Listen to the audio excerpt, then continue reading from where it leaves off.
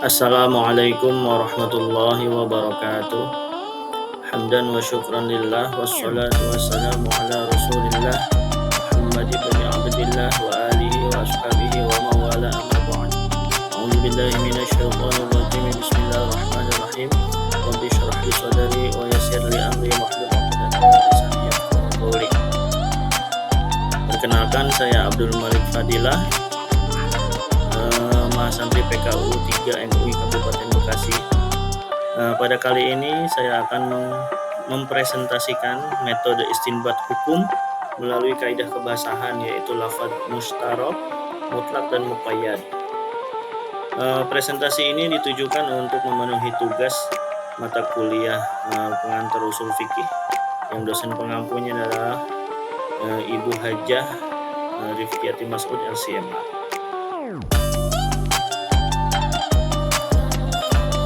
Yang pertama adalah kaidah istinbat hukum melalui kebahasaan, yaitu adalah lafadz mustarok. Secara lugah atau secara bahasa, mustarok artinya berserikat atau berkumpul. Sedangkan secara istilah, di sini kita bisa baca al-lafdzul mawdu'u li haqiqataini mukhtalifaini aw aktsar. Artinya lafadz yang dibentuk untuk dua arti atau lebih yang berbeda-beda. Lantas mustarok ini kegunaannya untuk apa? Yaitu kegunaannya dalam usul fikih adalah sebagai alat penting dalam istinbat hukum yang menuntut ketelitian. Nah, ini juga membuka ruang ijtihad, melahirkan perbedaan pendapat yang sah sekaligus memperkaya dinamika hukum Islam. Yang artinya satu lafaz itu bisa memiliki makna yang berbeda-beda dan hasilnya pun akan berbeda dalam istinbat hukum. Lafaz mustarok ini disebabkan oleh beberapa hal. Yang pertama, perbedaan beberapa suku di dalam menetapkan pendapat bukan beberapa suku. Nah, yang keduanya adalah sebenarnya lafaz yang dipakai sesuai dengan makna terapan lafaz, tapi karena seiring berkembangnya zaman, lafaz ini digunakan sebagai ungkapan metafora atau kiasan. Dan yang ketiga adalah secara bahasa memiliki makna tertentu. Namun syariat merubah makna lafaz sehingga memiliki makna yang berbeda. Terus yang selanjutnya adalah satu lafaz yang memiliki makna ganda dan keduanya adalah makna yang sesungguhnya. Jadi walaupun memang satu lafaz ini memiliki arti yang berbeda, tetapi itu adalah arti atau makna dari lafaz tersebut yang sesungguhnya. Mustarok ini atau lafaz mustarok itu terbagi menjadi dua bagian. Yang pertama adalah mustarok lafzi, di mana mustarok lafzi adalah jenis kata yang mempunyai pelafalan dan tulisan yang sama, tetapi mempunyai makna yang berbeda. Nah, di sini ada contoh seperti lafaz qala Muhammadun inna sama'a shafiyatun. Dan yang kedua adalah qala Muhammadun qabla sholatiz zuhri. Qala yang pertama itu artinya adalah berkata, dan qala yang kedua di lafaz yang kedua adalah artinya adalah tidur. Jadi artinya qala Muhammadun innas sama'a shafiyatun, Muhammad berkata sesungguhnya langit sangatlah cerah. Sedangkan yang kedua adalah qala Muhammadun qabla sholatiz zuhri, Muhammad tidur sebelum waktu sholat zuhur. Dan yang kedua adalah mustarok maknawi atau polisemi.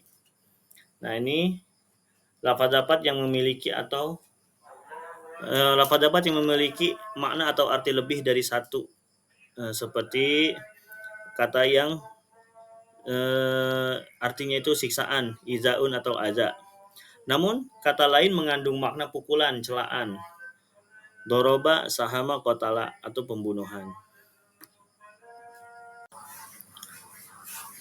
Dan yang kedua adalah istinbat hukum melalui kaidah kebahasaan lafaz mutlak. Secara bahasa, lafaz mutlak adalah huwa syai'u al-mursalu ghairul muqayyidi. Artinya sesuatu yang dilepas tanpa ikatan. Artinya dia tidak terbatas. Sedangkan menurut istilah, huwa al-lafzud dalu ala haqiqatin syamilatin li jinsin wahidin bila qayyidin zaidin. Artinya lafaz yang menunjukkan suatu hakikat yang mencakup keseluruhan tanpa dibatasi oleh sifat atau syarat tambahan. Nah, kegunaan dari lafadz mutlak ini berguna untuk menetapkan hukum yang luas, fleksibel, dan umum. Dan yang ketiga adalah metode istinbat hukum melalui kaidah kebahasaan lafadz muqayyad. Lafadz muqayyad ini secara lughah yaitu huwa al-marbutu wal mahbusu wal mahdudu. Adalah sesuatu yang terikat, terbatas atau yang dibatasi oleh sesuatu. Sedangkan menurut istilah huwa al-lafdhu dalu ala haqiqatin syamilatin li jinsin wahidin lakin muqayyidatin biwasfin aw syartin aw idhafatin. Yang artinya adalah lafaz yang menunjukkan suatu hakikat dari satu jenis tetapi dibatasi dengan sifat, syarat atau tambahan tertentu. Lafaz muqayyad ini berguna untuk memperjelas atau mempersempit dan atau membatasi hukum agar sesuai dengan tujuan syariat.